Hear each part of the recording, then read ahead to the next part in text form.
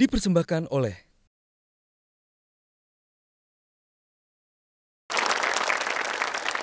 Q&A hoax makan tuan Bu Irma. Tadi dikatakan beda lah kampanye negatif dan black campaign. Itu beda. Saya kira kampanye negatif itu sama dengan black campaign. Karena kampanye negatif dan black campaign itu kampanye yang tidak konstruktif dan tidak by data. Kalau kampanye yang konstruktif, walaupun dia mengkritisi tapi konstruktif, ada solusi. Nah itu menurut saya kampanye yang positif. Kritisi positif gitu ya, kritisi yang membangun. Tapi kalau yang namanya sudah kritik negatif ya nggak mungkin positif kan. Kalau sudah negatif nggak mungkin positif gitu. Jadi nggak bisa dibalik-balik juga gitu.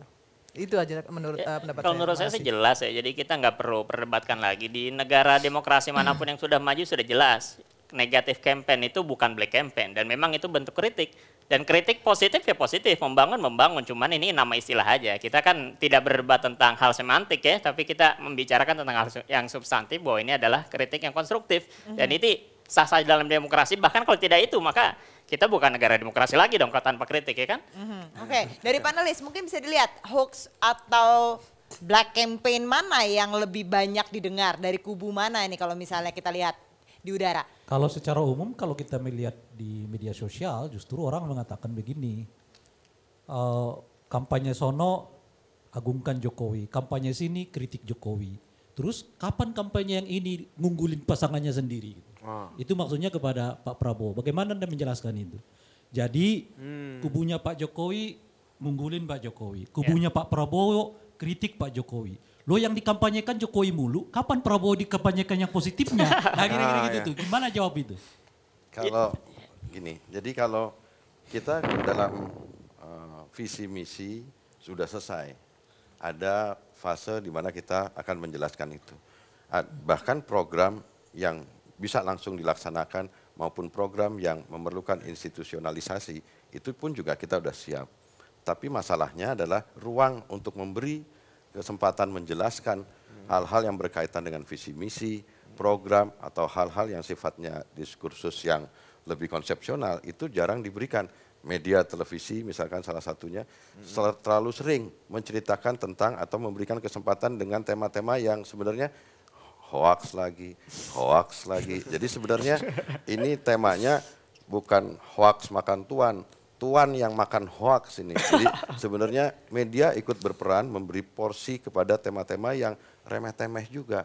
Kami sebenarnya ingin diundang Metro, Mbak Dini, untuk menjelaskan satu kesempatan untuk menjelaskan visi misi program supaya jelas pembedaannya antara kaum sana gitu, dan kaum sininya.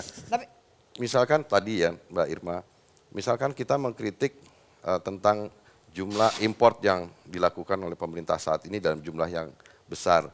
Itu kan data, beras, gula, bawang putih, bawang merah itu adalah data yang kita peroleh yang dilakukan oleh pemerintah.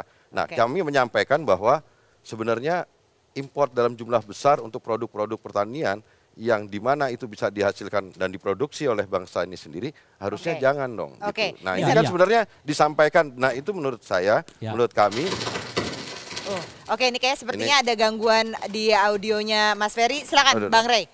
Ya itulah yang disebutkan tadi kan. Yang dikritik orang itu justru karena kubunya Pak Prabowo terlihat lebih banyak mengkritik Pak Jokowi. Tadi komposisinya kan 80 berbanding 20. 80 yang positif, 20 yang negatif. Tapi yang dilihat oleh publik yang sebaliknya, 20-nya yang negatif, 80-nya yang positif. Makanya publik nanya sekarang yang positifnya mana? Karena yang muncul selama ini kan kritik terus. Di luar kritik ya bully macam-macam. Yang 20%-nya yang mana nih? Ketika Asian Games, Mas Ray, bagaimana Pak Prabowo Subianto datang dalam rangka untuk mensukseskan karena ini adalah perhelatan bangsa. Nah, tetapi juga dalam sisi yang sama harusnya pihak sana juga menilai bahwa misalkan kontribusi Pak Prabowo Subianto dalam menyumbangkan misalkan setengah dari seluruh perolehan medali emas yang diperoleh Indonesia itu kan sebenarnya juga menunjukkan Pak. Ya sebenarnya ini harus dua belah pihak. Oke, kelirunya di mana? Saya interupsi ya Ferry ya. Yang dimaksud Ray adalah kalau yang barusan dikatakan oleh Pak Prabowo ke Asian Games adalah Pak Prabowo mengapresiasi sisi positif Pak Jokowi.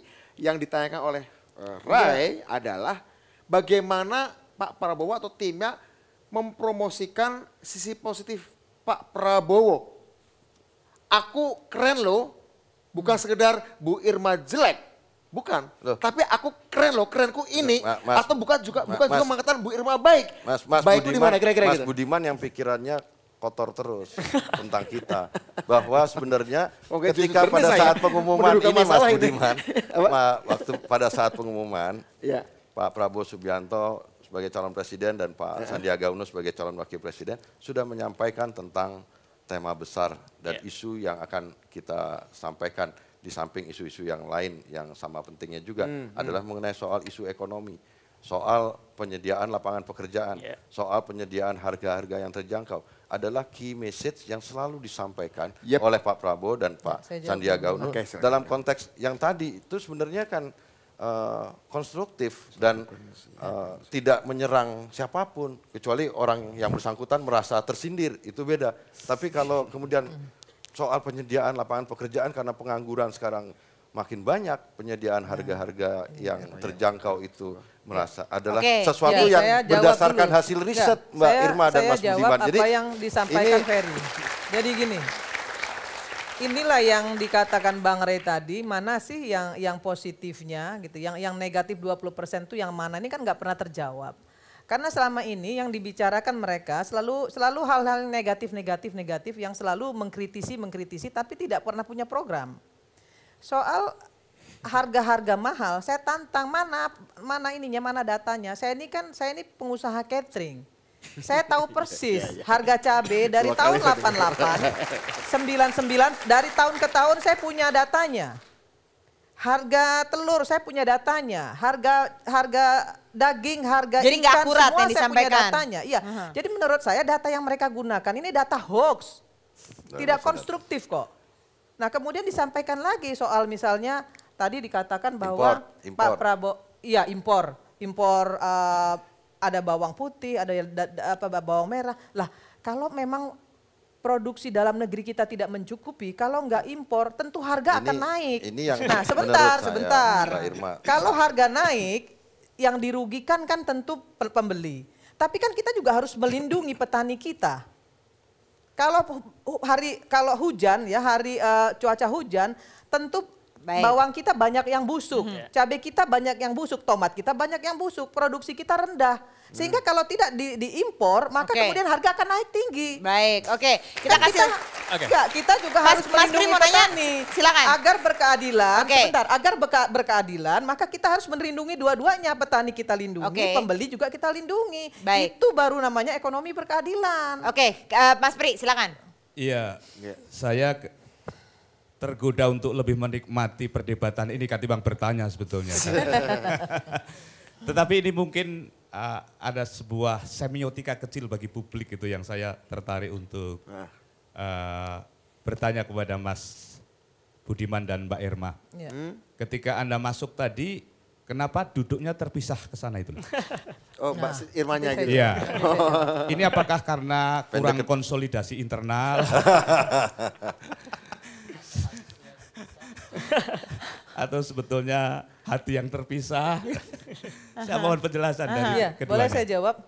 Tadi saya diberitahu oleh kru, dia bilang Mas Budiman duduknya dekat Mbak Andini dan Mbak Irma di sebelah luar. Nah, maka kemudian saya datang ke sana. Gitu. Jadi bukan karena hati saya terpisah. Itu hoax atau kesalahan informasi? Saya dan Budiman, Ferry, kita bertiga ini sama-sama aktivis. Hati kita satu sebenarnya.